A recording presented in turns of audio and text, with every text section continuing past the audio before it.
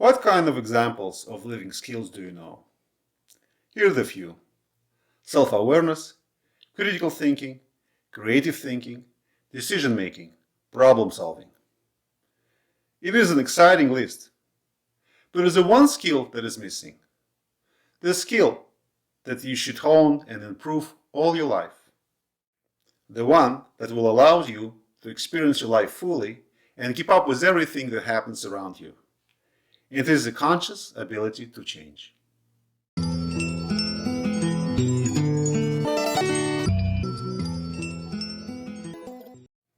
Oh, this is a hard one.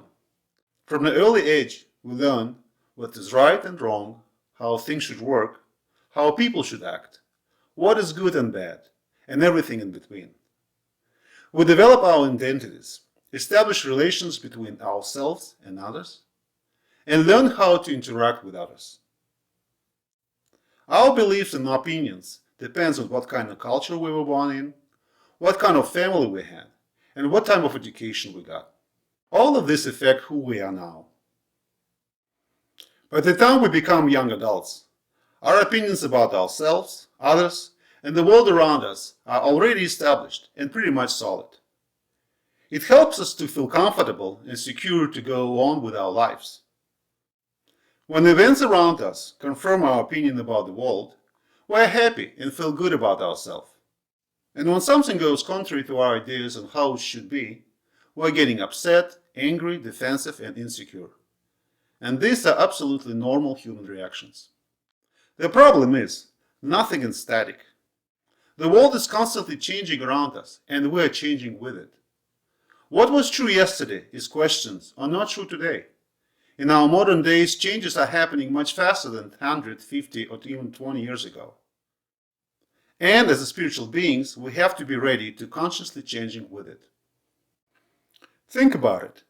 You went to school, you took some classes, you learned a thing or two. Are you the same now as you were before you went to school? Of course not. You change.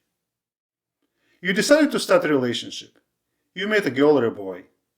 You've been in the relationship for a few years, and then you broke up. Are you the same person as you were a few years ago? No. This experience changed you, hopefully for better. Let's take another example.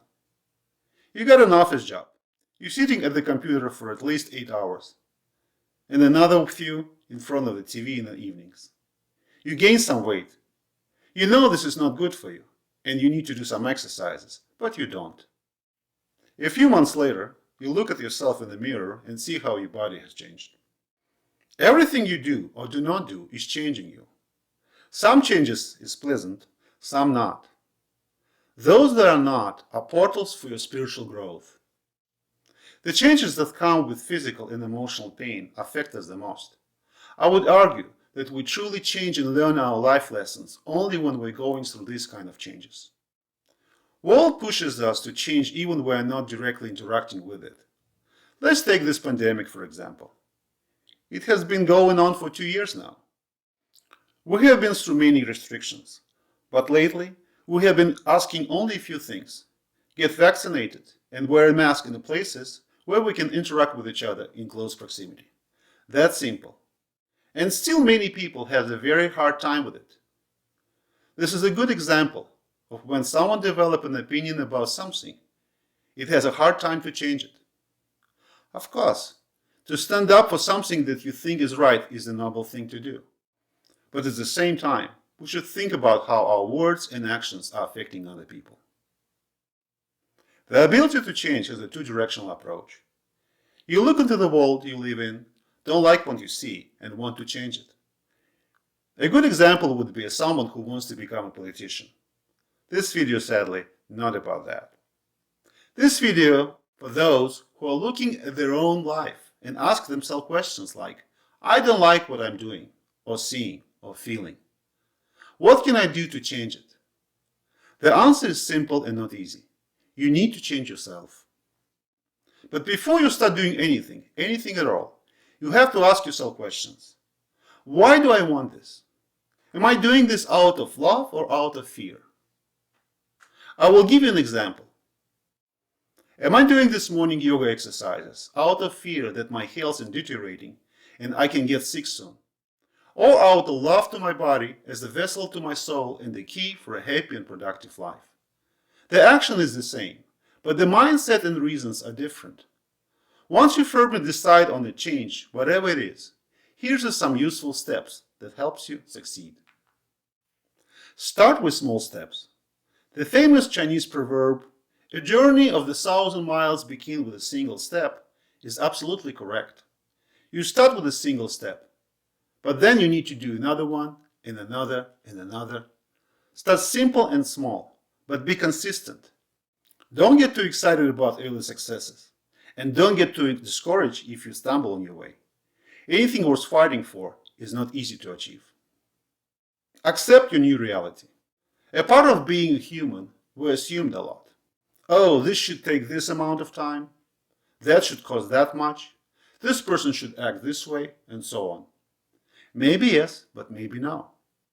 Accept the new reality that is unfolding in front of you with ease and grace. Do not fight with it. Keep walking toward your goal. Keep changing yourself and watch how your world is changing with it. Have your own vision. Do not lose your path. Don't forget why you're doing this. Why do you want this change? Why is it important to you? Remind yourself that you are doing this out of love, not out of fear. We all have this ability, the conscious ability to change. Look inside yourself and see what you want to change, correct, or bring new to your life. Be aware that to achieve anything, it is to change yourself first. Thank you for spending several minutes of your precious time with me. Please press this magical like button and consider subscribing to my channel if you like this video. And please leave a comment. I'd love to hear your opinion. And I will see you next time. God bless.